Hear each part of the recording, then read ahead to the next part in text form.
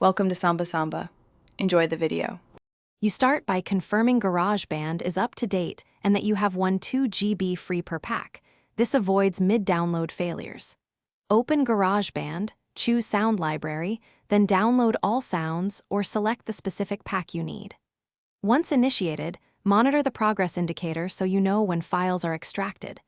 If the pack shows as queued, tap to prioritize it. This quick start gets the first assets into your library, so you can begin assigning presets and loops immediately. Next, install and assign the sounds into your session. Open library sounds and instruments to confirm the new packs appear.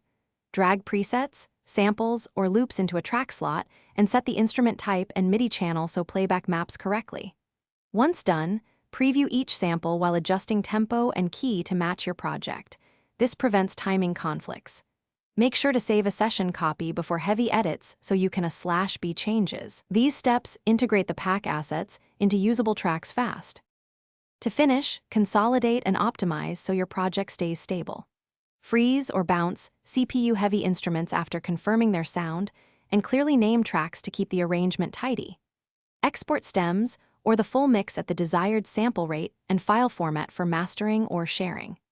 If a pack's sound is missing, re-download that specific pack from Sound Library or use GarageBand's reset option to repair the library. This usually fixes corruption. If problems persist, restart the app and check. Thanks for watching.